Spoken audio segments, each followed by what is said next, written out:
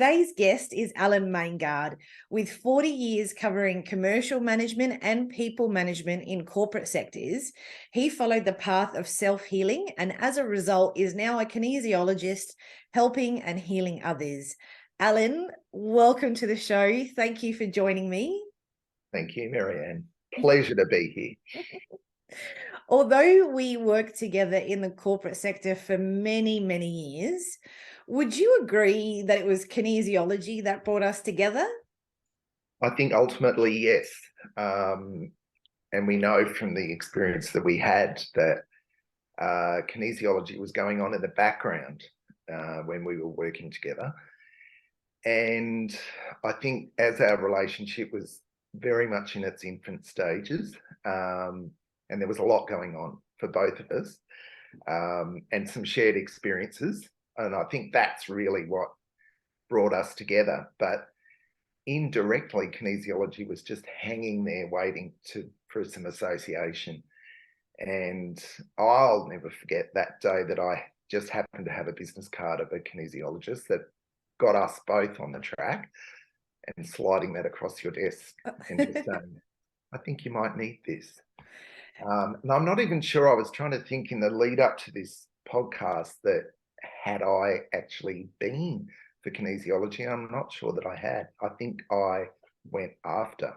Yes, you did. So my beautiful wife had been going, and she was, why don't you go and do this? Because at that time, there was a lot of stress going on in both our lives. So it was certainly the start of the next level, wasn't it? I think you'd agree. Yeah, for sure. I mean, I feel like we went from combat to comrades, oh my God. in working in that telco, it was encouraging competitiveness with your peers for performance and driving all of that. But that, I had hit rock bottom and I was at my absolute worst. And that you showed so much kindness and compassion by reaching out to me and sliding that business card over on my desk and said, I think maybe you need to go see this lady. My wife goes, and I didn't know anything about kinesiology. All I knew was I couldn't continue on feeling the way that I was feeling. And I felt so overwhelmed and I felt so stressed. And I was a broken shell. There was nothing really left of me when that card slid over. But I just, it really was the turning point for so many things. And even now, I look back, and that really is one of the greatest gifts of my life, 100%. And it was the beginning of so many awesome things to come. But I find it fascinating that people still don't know what kinesiology is. For our audience who don't know, can you explain it in a little bit more detail? Yes, well, I was on Sunday, we were at a birthday occasion of a dear friend of mine that I actually have dabbled a little bit with kinesiology with them, but I met some new people that I hadn't met. And it's just amazing how it comes up that they'll either talk about themselves or talk about someone in their life, their family usually, and in it drops into the conversation. So this particular, I suppose, just to give a bit of a framework of kinesiology, it helps with a real live example. So this particular person, their daughter is very stressed, grinding teeth, going to uni, juggling a whole lot of things in their life, 19 years old. So I just went, maybe they need some kinesiology. And in doing that, it was discussing what it is and what it means. I mean, I followed up with a bit more stuff in writing, but I think the best way that I sort of described it was that I had been in a similar sort of circumstance, more out of years of life and work experiences that were really the tipping point. So kinesiology for me is about really getting to the root cause of issues and finding my drive and experience is really finding out what that root cause is, and then being able to open up that can of worms, peel off the layers, and help clients get to the bottom of those issues and release them for good. I think the experiences stay with us for the rest of our lives, but you don't have to feel the same way about those experiences. So everyone that I've worked with, that's really where we go. And the hardest point at some stage, well, in the early stages, is really getting to that root cause and the driver for coming in the door. Why are you here? That's hard because as humans, and as you know, we just suppress so much stuff. But for me, it didn't take much for me to open up when I had the experience. So I sort of draw on so much experience to sort of go, what's the driver, and what can we do about it, and what's the root cause, and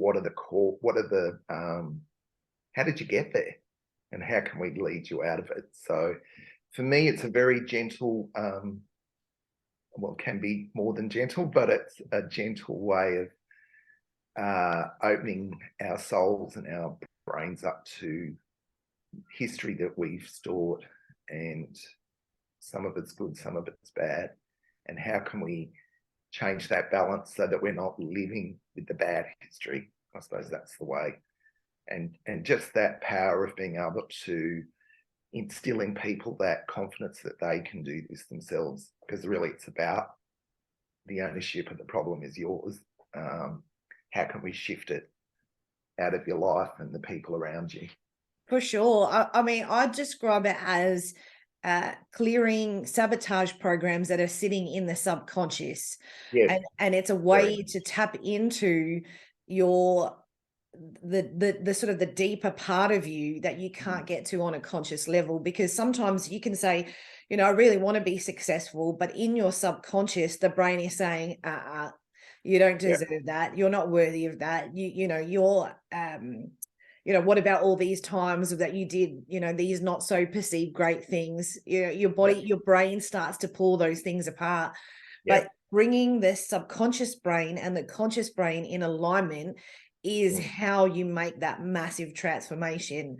And the thing I love about kinesiology, obviously, you know that I'm a kinesiologist too. I'm not practicing now, but there are lots of different types of kinesiology. I know from experience when I've had a session with you, that was a completely different experience than the way that I had been trained, and also how I taught clients as well, and students too. So how... even in your opinion, despite the different modalities with kinesiology, do you feel like the intention and the outcome is the same? Yes, exactly. Yeah, perfectly aligned. What I was going to add then was that in my plan, and we'll probably cover that off a little bit during this session, was that I ended up attracting some children, parents and children, but mainly young kids. And it really wasn't in my business plan to work with children. I really wanted to draw males into kinesiology, which I have. But the surprise was to get children. And there was two specific age bands that have come along more than once, 7-year-olds and 11-year-olds. So I found that fascinating, in the fact that their subconscious and their history is so limited. And the joy that you get out of being able to work with a child and set them up for the rest of their life, or even just the next stages, is just fantastic, because they've got nothing. There's nothing apart from past life stuff. There's nothing that they've really built up from any really bad experiences. So their cups are only about a quarter full of things that they want to, and it's usually just feedback and where do I fit in life and all that sort of stuff. So the reward out of that is being able to go, okay, being so young, the next stage of your life is going to be fantastic. So there's age differences that are just fascinating, And like you were saying about the differences in modalities, the fun things that you can bring into kinesiology as well, that kids can see while they're in a session is just incredible. I mean, the adults love it too, but the kids just think it's magical. So, I mean, of course, imagine having had the opportunity. I look back at my history, what a change that would have been had I had kinesiology as a child, yes, and how different all the choices that I made, that all of those choices would have been completely different, polar apart different. yeah, And totally. Same with and me. yeah, and it's a gift that parents can give their kids, definitely. Yeah. Because you're giving them that freedom, you're giving them that permission to be free from then, not waiting their whole life to figure out who they are. Yes, And it's so much harder to undo as an adult, as you know, yeah, because we collect experiences on experiences on that's experiences right. that reinforce all the other experiences. That's So right. it becomes this tangled web. Yeah, And, let's not even start on the way that the male and the female brain work. They're yeah, two completely, yeah, mechanically different as well. But yeah. I mean, what a life those kids have ahead of them, knowing who they are and being content Yeah. in who they are. And it's who they are and where they fit in their lives. And usually it's a sibling thing. Uh, well, a lot of it's parental stuff as well.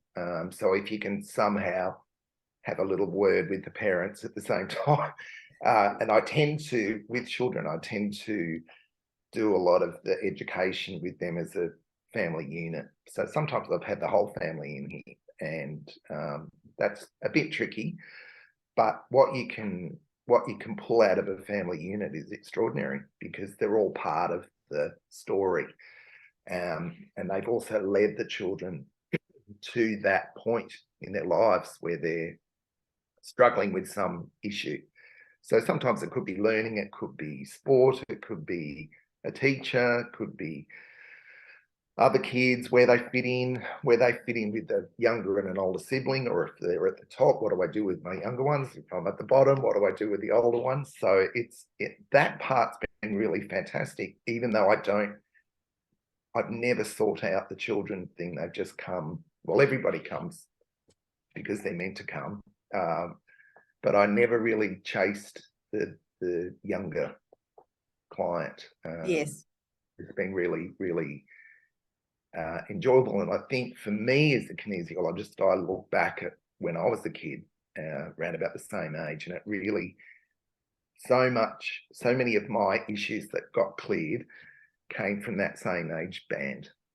So, and yet I didn't go into kinesiology till I was over 50. So it's incredible how, and I suppose that's the message really through this medium, is that you can have things that are still bad triggers in your childhood that you can then sort out not many, many, many years later. And like you were saying, the choice thing, if I'd had kinesiology much earlier, I definitely would have chosen different directions for sure.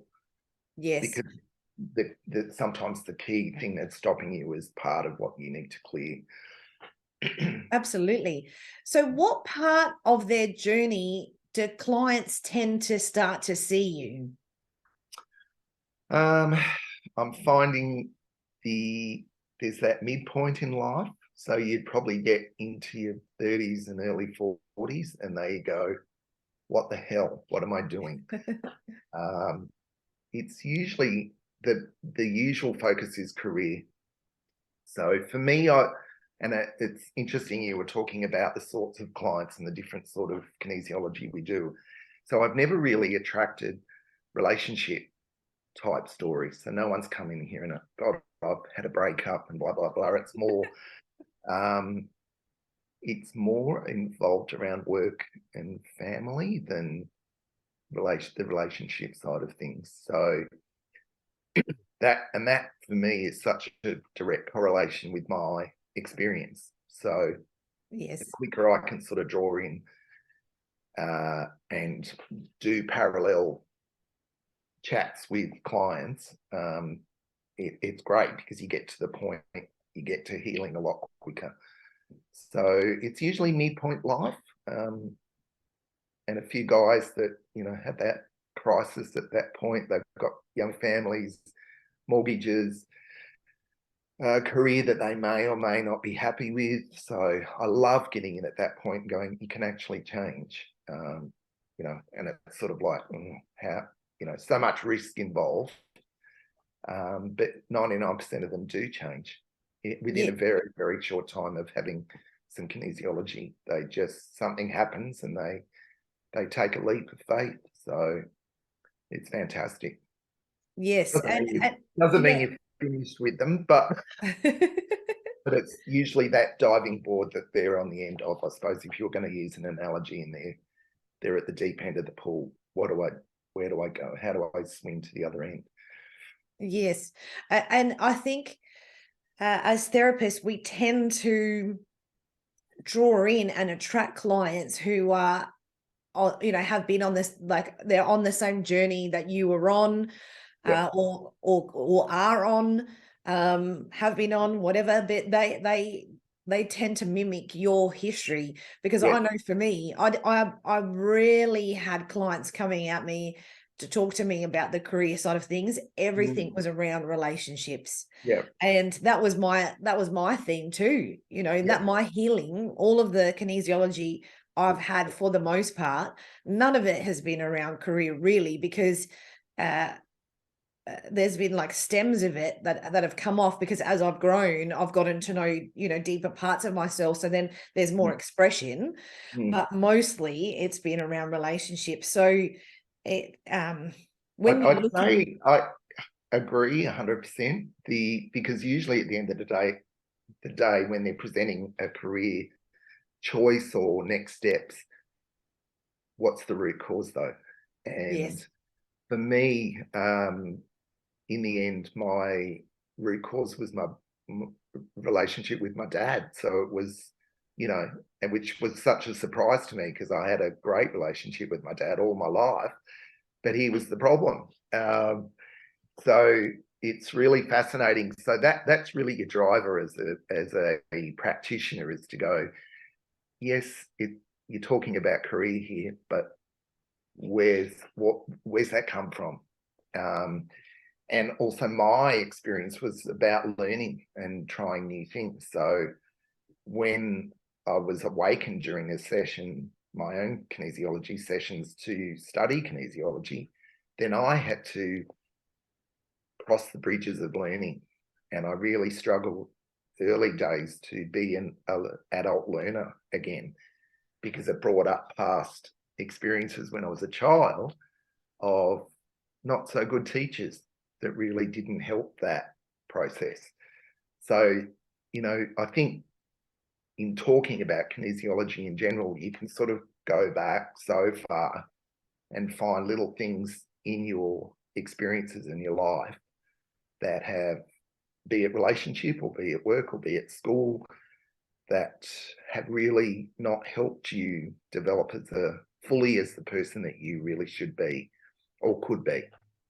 So I look at it as so much potential blossoming to go, well, really, if you're not on that right path, what is your path? And it could be totally left of field. So, and because my issues were with my dad, I was just living his expectations the whole time, being corporate. And it was never my intention to spend 40 odd years in corporate organizations. Never. So to then become a kinesiologist was just like, oh, okay. I didn't know that even existed. So it really opened a whole new world for me personally. So to then make that connection with my clients and sort of go, so you're here at this point in your life, here's the driver for coming here. What is it that you really want? I mean, that, you know, what's your goal? What's your, that's probably the key purpose of kinesiology is just to find out what you really want to do. Like, where are you? Yes, and who you are. You know, Who what do you you want are, to do, and what do you want, and who are you? Yeah. Those two things, kinesiology, it's almost like a shortcut to getting to know yourself. Yeah. So you don't have to do it through 100 other experiences. You can get right into the root of it, and start the embodiment of that ASAP. And you can, you know, for me, on a personal level, I was undoing a whole heap of trauma, a great deal of trauma, not just from the relationship I was in, but throughout my history and my childhood too. And so it was like things were happening in tandem. I was getting to know myself and healing at the same time, and doing the repair side, learning more about myself and healing more and more. And it was that yin yang between the two, you know, just moving me across further and further, deeper and deeper, you know, underneath all that junk. And now, you know, I think for our whole lives, we're going to be discovering who we are and learning new parts of ourselves, and giving ourselves permission to express ourselves more and more. But the healing aspect, that deep healing, that work has come to a close now, an official close, if you will. So that old junk is done and dusted. There might be the occasional thing that, you know, creeps in as a remembering, and that's fine. But that intensity, that initial intensity, is kind of tough to face at the beginning. And my question to you is, when clients come to see you for the first time, and I'm sure you're going to say exactly how I feel too, but when clients come to see you for the first time and they've got, you know, this one issue, whether it's, you know, work or relationships, or, you know, their you know, whatever it is, health, do you feel like the setting the expectations at the beginning is critical, because they think that it's like a one and done session? Yes, some do. I think in my when we're initially touching base, and you know, I sort of give them a bit of information, rarely over the phone, so it's usually written, and fill in a form and all that sort of stuff. I usually set the tone that it's going to be more than one, and then when they come and you drill down on what the issue, or where you think the issue lies, or issues lie. I think with experience now, that you sort of can get to the point where you think you can reach that point with them in the first half hour, that you think you can see that they know that what they came in for is not exactly where we're going to go, because just through that initial questioning, that you think this is going to take at least 3 or 4 sessions. And some people have been coming for years. You know, I've had repeat, you know, there might be a reasonable gap between sessions for whatever reason. But usually that's explainable as well.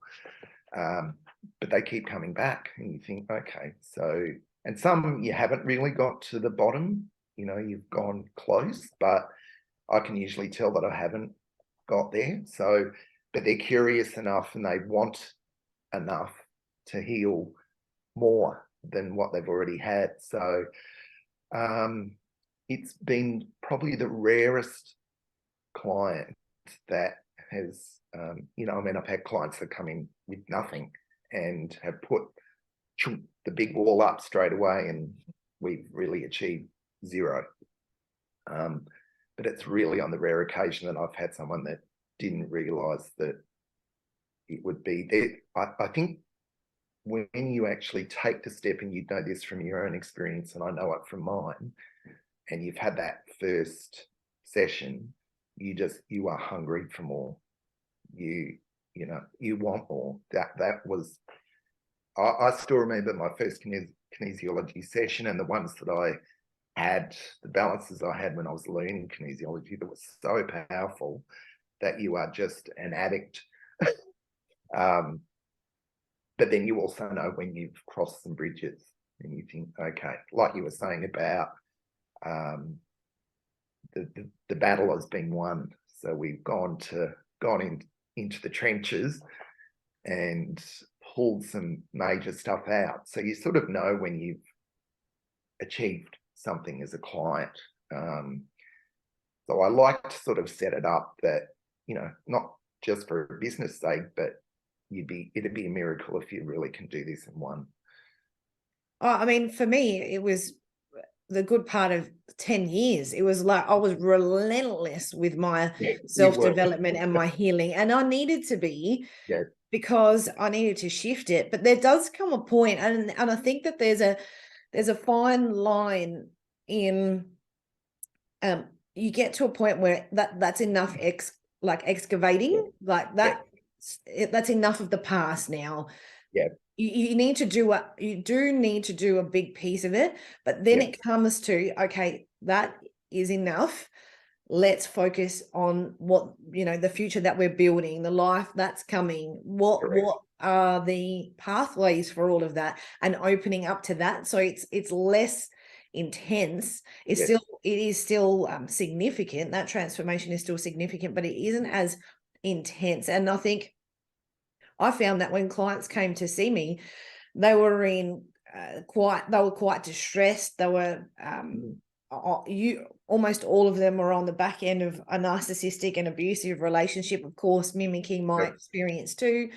And because of my experience, I was very honest and forthright about the fact that there was no silver bullet. It was definitely not a one and done, but it wasn't going to be forever either. And, you know, working together, we would, if they were disciplined, we would be able to move through that pretty quickly. And they were, and it was, you know, there were miracles left and right. And, you know, all of them are in relationships, healthy relationships now. And I'm so proud of that. You know, that is a gift to see your clients receive that. Excuse me. But the future creating is one of the things I love about kinesiology. Opening up to removing the limitations that you have around finances and abundance and your self-expression. That's been such a big part. And I think a lot of people just want that kind of freedom. They want to be free to just be who they are. And you can tell that in conversations. I know you and I both, sometimes we've been together when we've seen people have those physical reactions when, you know, we've seen them, and, you know, we are communicating in a way where, you know, we're saying to the other person, you know, you're amazing. Oh my God, like, look at these beautiful creations, and you can feel them squirming on the inside because they don't own that aspect of themselves. And what I love about kinesiology is that there are some really good tools that you can use to get clients comfortable receiving. Because there are a lot of people, empaths in particular, who are prone to just overgiving, giving, and not receiving. And it's a form of protection. And so giving your clients permission to transform in that way it really is a gift. I think the other beautiful thing, like you touched on, was there's endless what they call corrections, but there's endless tools in the toolkit with kinesiology that you display on when they're here on the table, but also the things that you can give them as takeaways that I just love. And I really, early days, you know, I suppose just harking back to the number of sessions, when I first started, I was really reluctant to rebook people. I just thought, oh, I'll leave it to you, sort of thing. And then I must have had an epiphany myself, and I thought, that is so ridiculous. Like, so I started recontacting people, but I'd also then got to the point where I booked them straight away. So at the end of the session, I said, I think you need X. So that was all part of my development too, to go, be more assertive, be more affirming, but also why? Like, why do I think that they need more? Back to the point of, one and done sort of thing. I think I was the victim of that cage where I'd sort of go, oh, I think it's one and done. But then when you can build that relationship and just a little bit of long-term benefits, and you've got so much more to give, but that comes with confidence and all that sort of thing. I think for me, the biggest step was to be better at it and to launch into it, was to rid myself of other people's expectations. And I had that my whole life from my dad. But then when I went into corporate, I just fell straight into, what do you expect of me? And even managers would say those words and I'd sort of cringe, going, oh my God, I'm adding more weights to my backpack of expectations that I'm disappointing people. Yeah. And until I shifted that was probably my biggest one. Then I could concentrate on what was next, educational things, learning, allowing. I think you mentioned it was giving yourself permission to do something new, something else. What else is there in this being that I can do? And I'd never given myself permission to even learn, to do adult learning. So, it was just that weight of expectation that had to be shifted. And you certainly know when that's gone. And you almost become cheeky and I don't want to say arrogant, because that's not a great word. No, it's a playfulness. There's a playfulness. Yep. And I remember going back to my work, and I was still working when I was learning and started my practice, and the changes I could bring to my work people and my teams, we used to switch on every day. I'd go, right, luckily I had the ability with the groups that I was working with, that they weren't tied to phones and things like that. So I'd go, it's 5 minutes in a room, and they absolutely loved it. And even through doing little things like that, people moved on in the workplace. So I could apply the tools that I had in their personal development programs and their PDR reviews and all that sort of thing, and go, well, what's next for you? Rather than pedestrian style corporate leadership. The leadership, which really did not inspire me at all. I thought, well, how can I apply what I now know to people that I work with so that they can go off and do bigger and better things, whether that's within the organizations or outside. And some of those success stories were incredible, and they never came in here. Yeah, they didn't need to. Didn't need to, because be it a workplace or be it family or friends, I think once I could feel confident in all the stuff that I'd had inside me in my subconscious, and being able to spread that techniques and messages and how to change your dialogue and all that sort of stuff, was just so empowering. Absolutely.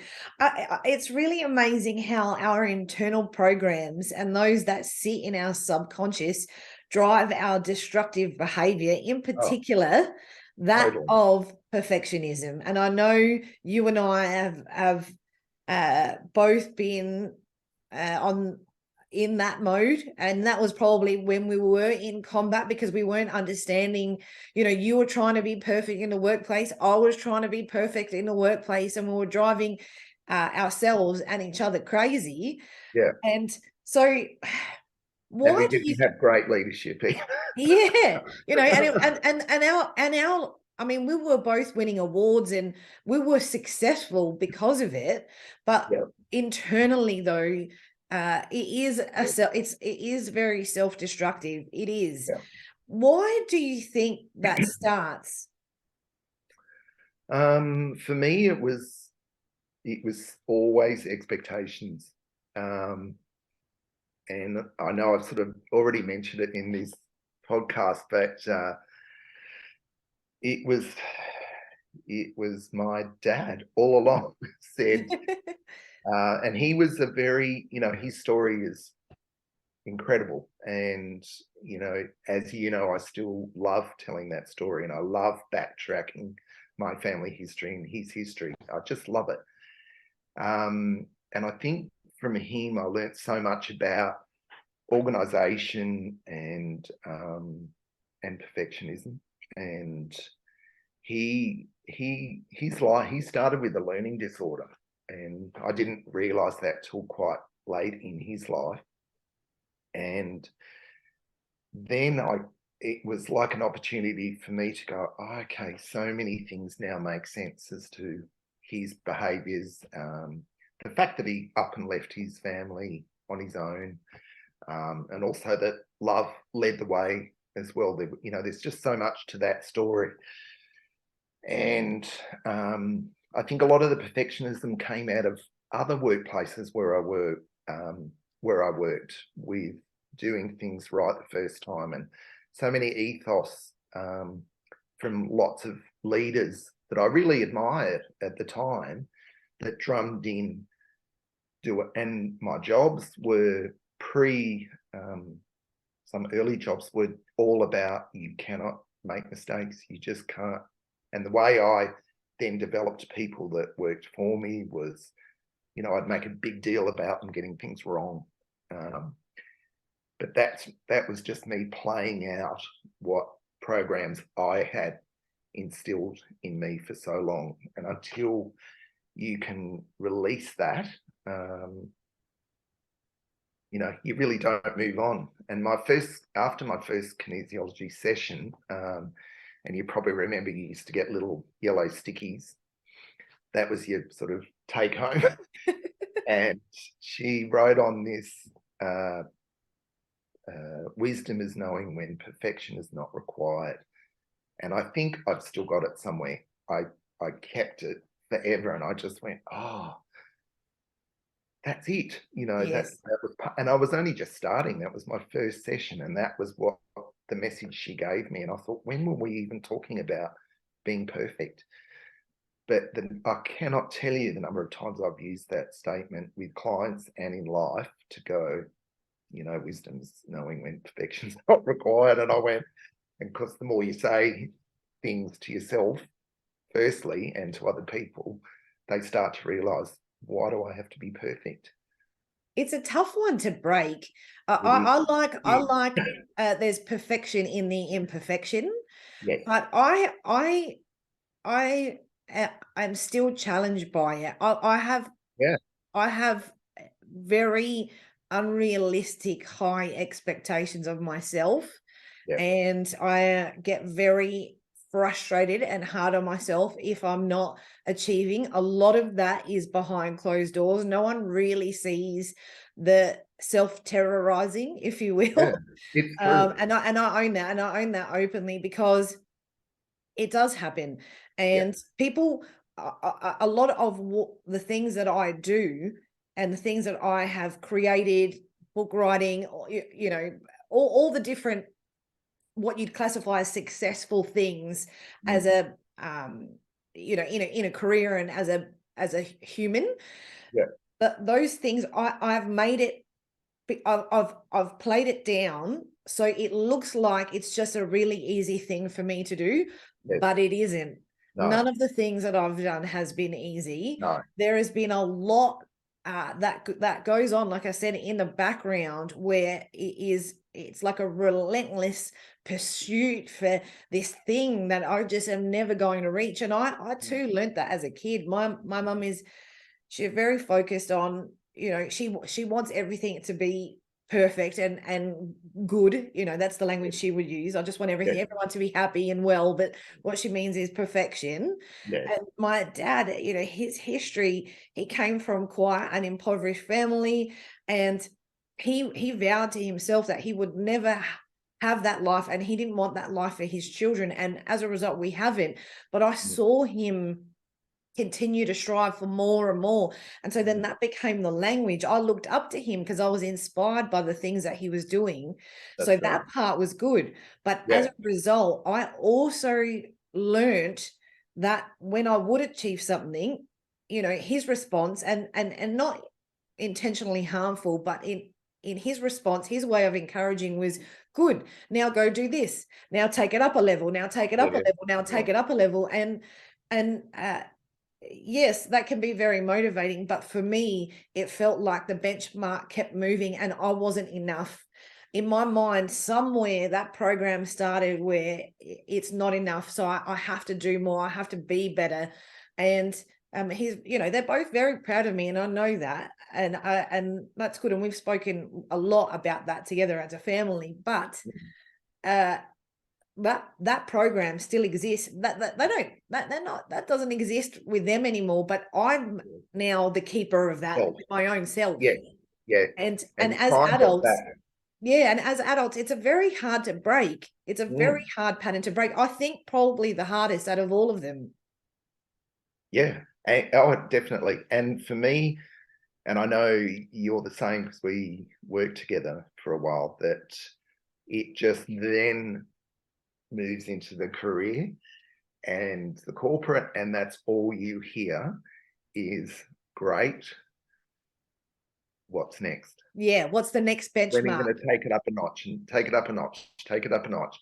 And it is relentless. And I know my career was sort of divided into probably 3 sections, because I started in retail, funnily enough, but I did people management really early in the retail environment, which is incredibly harsh. Well, it was very harsh, very brutal, and I ended up managing my peers. So I was one of them, and then I was managing them.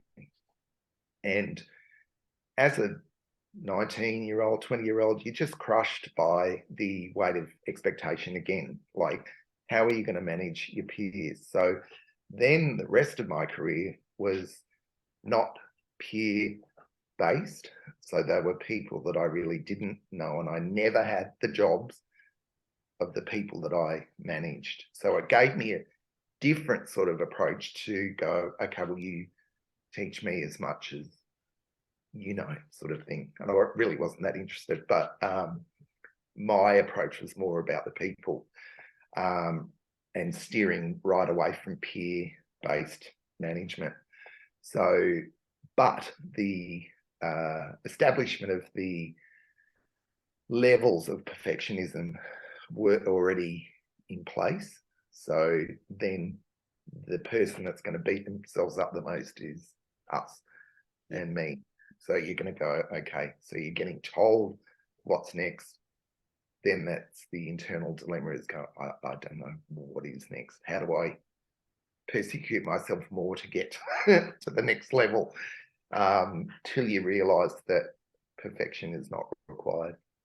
Yes, till perfection is, that's right, till perfection is not required. And it isn't. No, and we're imperfect. And till you come to that realisation that we're beautifully imperfect, then so much more comes out.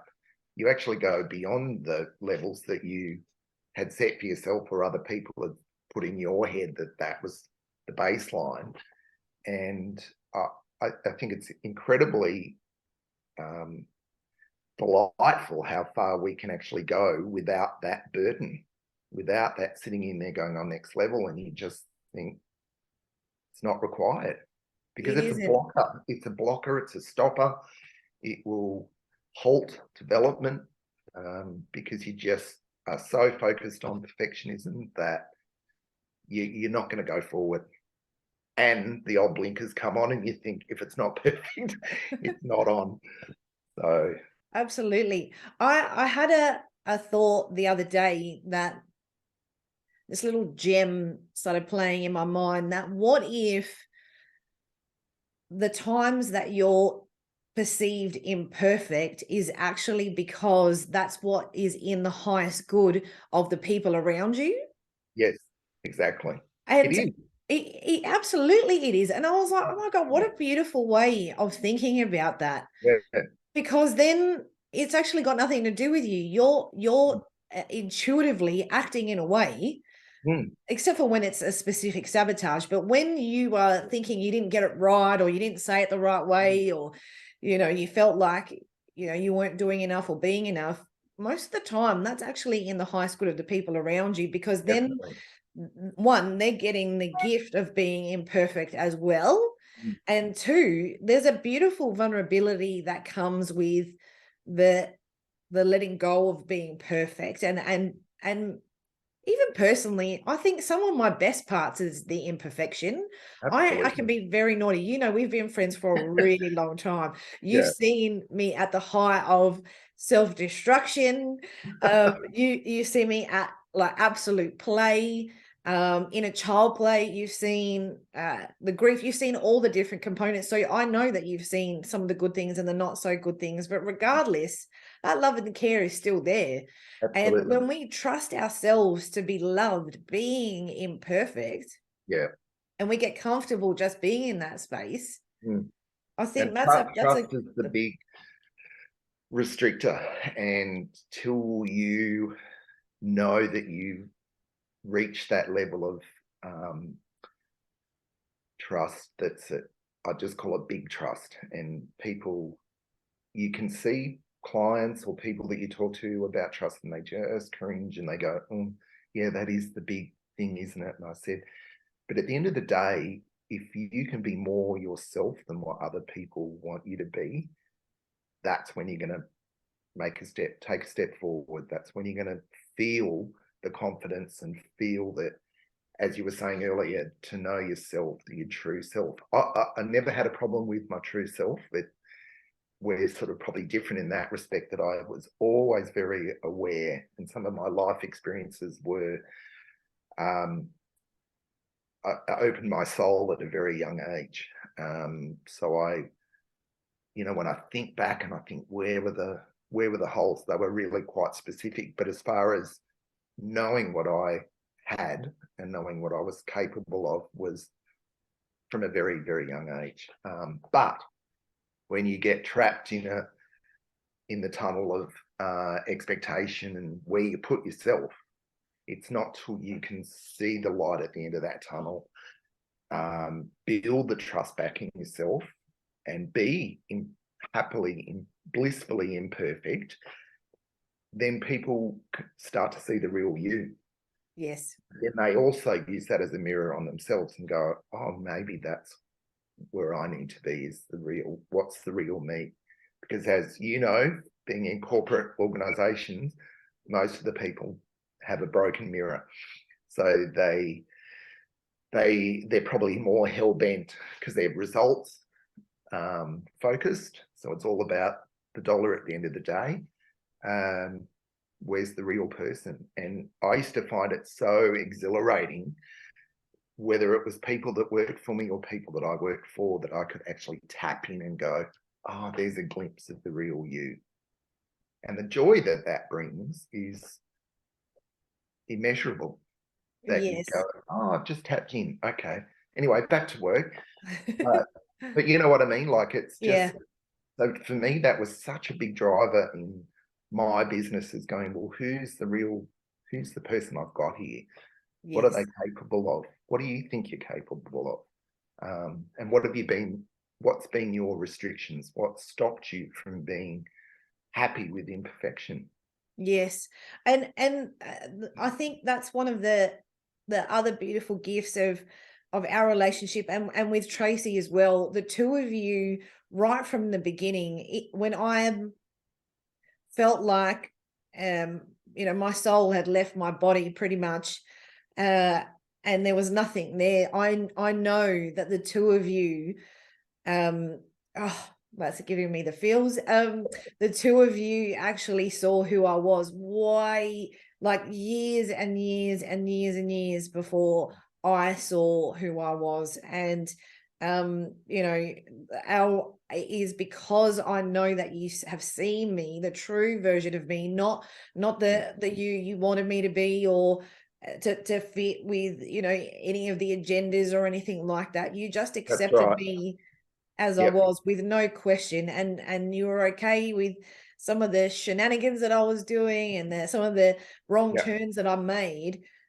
because you knew and trusted that I would find my way back, and I did. Yeah. And it's like when we got back together, I suppose after a bit of a hiatus, that you kept saying, which I just love the expression, and I use it a lot more now, is creating that space for someone. So, and I think for us, and me personally, was being able to reciprocate that with you. So when you reached a point, different points at different stages, there was that ability, natural and organic ability, to share our experiences as well and go, actually, you may not have known this, or something may happen in our lives that might be something to do with grief or something like a death or something like that. So there's a different person that's receptive to that. And you're either ready to be part of that journey with the person or you're not.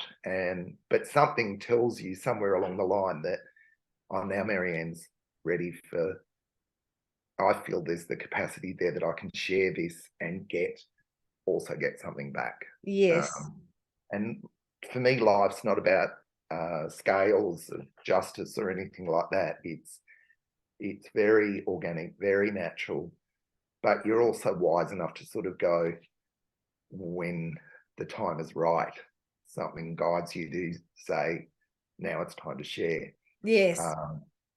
Because I had to go, I mean, from that business card slide across my desk to the time that I moved to Melbourne, that was about 12 months. And so we didn't really have a lot of time in that bestie mode. And I wasn't really, I was pretty much a mess during that first 12 months, especially. So you certainly didn't get the best of me then. And then I moved to Melbourne, and, life sort of took its own path there. And so our contact was less. It was there, but it was a lot less. Yes. And it wasn't until we were, I was in lockdown when, I reached out to you guys, and, we were conversing about our mutual opinion about things. And I said that I was coming back to Adelaide, and then, things have kicked off again since then. And our relationship, I feel like I can pay forward some of the things that I've learned, and I can support both of you now in an equal capacity. And I know that it's not about scales, but it feels good to actually be able to be, on the same page for the most part. There's no, chaos creating. It's just, it just life things that happen that we, giggle and complain about, but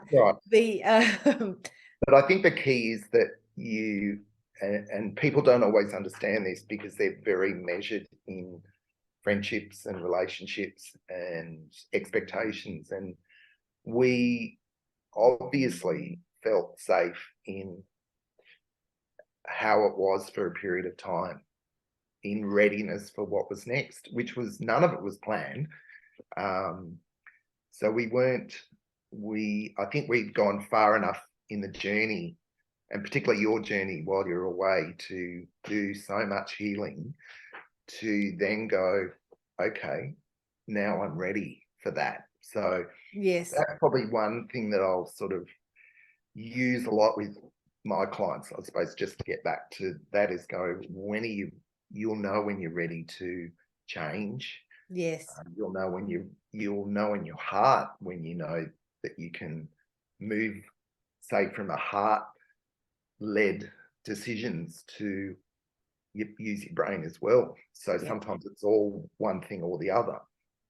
And I know one of the big shifts in my life was to do with my mum, and when she was ill, and she had dementia in the end. So I was always very close to my mum, and I had to grieve her having dementia. So it was almost like it does remove the person from your life. And, but my heart hurt before I could go, okay, things need to happen with my dad, things need to happen in their lives and our life to adjust to this massive change in the person, to then shift, to not lose the heart, but to take the heartache away and just go, now I can apply logic and get things done driven by the heart, not weighed down by the heartache. So of course. You if you know even part of that, you can have faith in your relationships like we did, to go, okay, well, something will come at the end of this.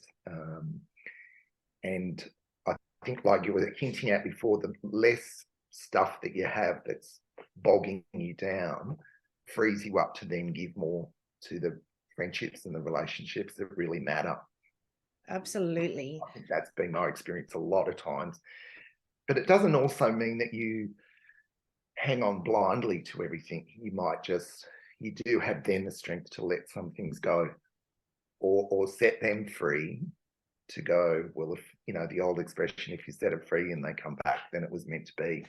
It's so true. But also accepting the fact that if you do set things free and they don't come back, that's okay as well.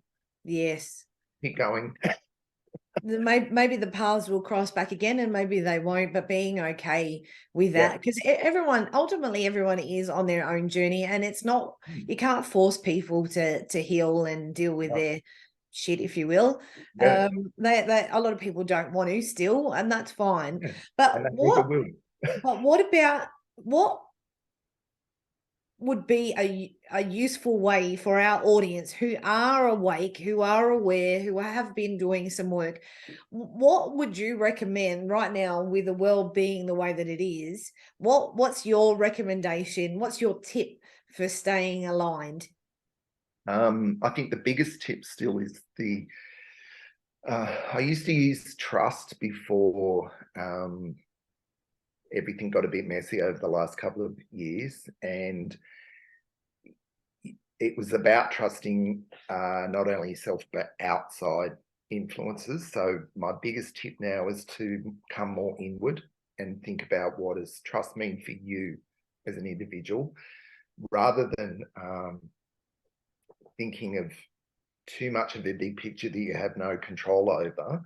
And you really have no control over anything ultimately anyway. But what are the steps and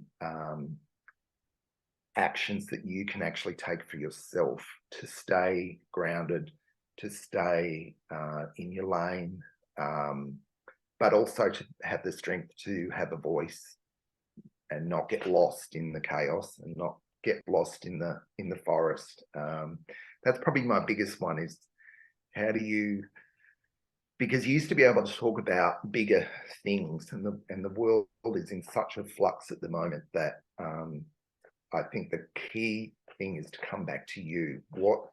How do you get up every day, and what's your day look like? How does that feel?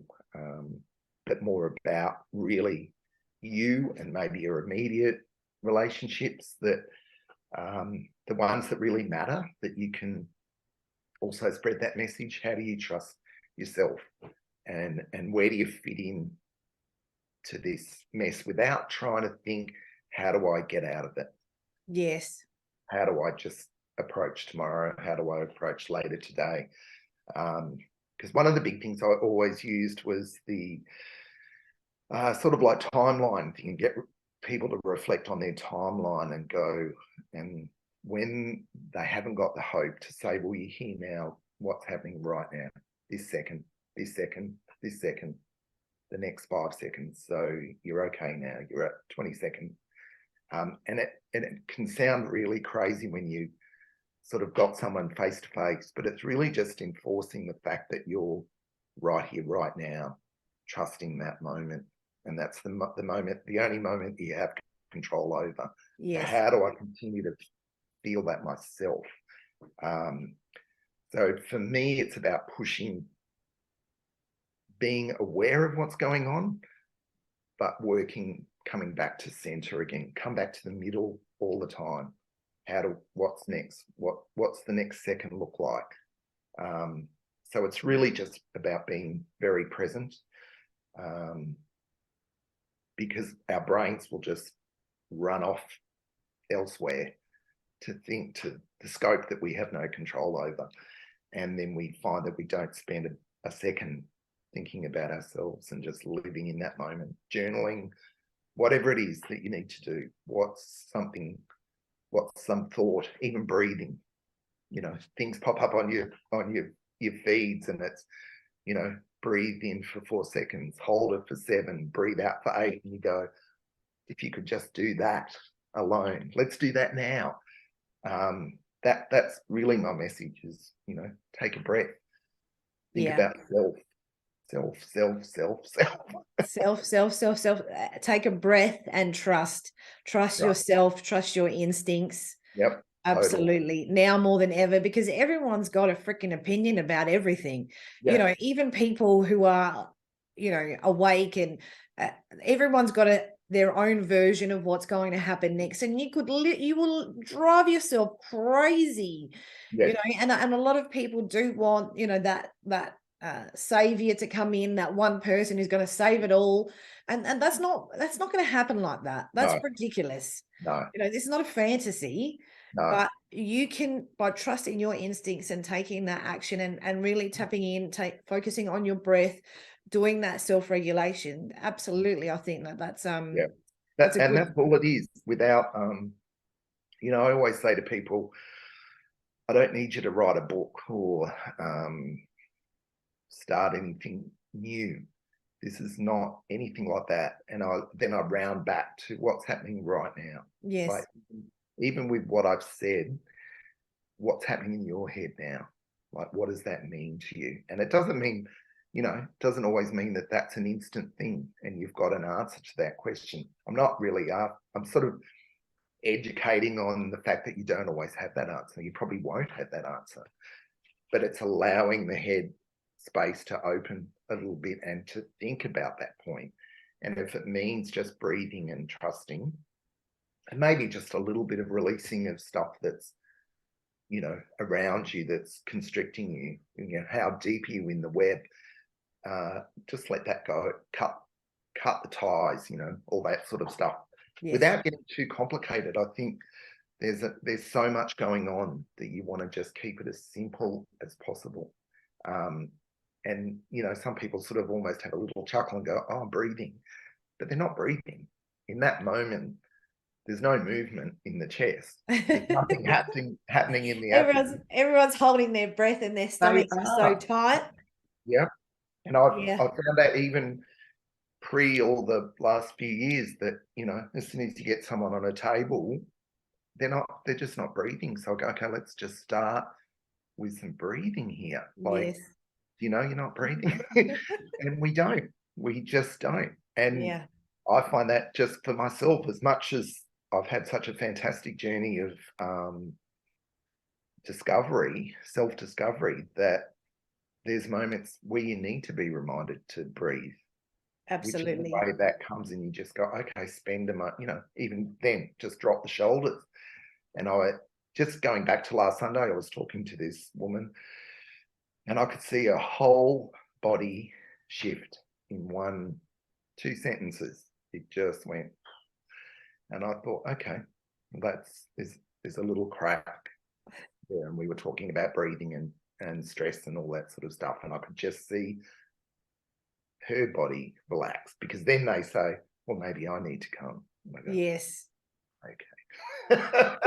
You do. Yeah, of course you do. And you want to just say that all the time. Yes, you do. Just lie down right now. Let's get it done. Yeah. Exactly. Totally. So that's probably my biggest thing, is that trust. Take a breath.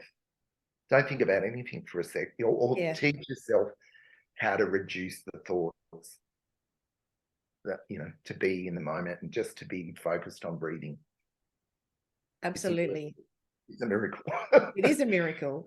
So I'll be sharing your information in the post and on on our socials and so forth. But how can our audience connect with you? Well, I'm on socials. I do have business pages. I tend to direct most through my personal Instagram or Facebook pages. And there's information on there, so both on Facebook and Insta. That's probably the best way. Excellent. The details there. And I'll probably find that over time I'll reduce the business side of it, because you don't really need it. People, if they want to reach out, they'll find you. Right. And if it means that it's via personal pages, personal social media, that's fine. And that's the beauty of, and that's what I love about the work that I do. Everyone has a different want and way to reach their audience.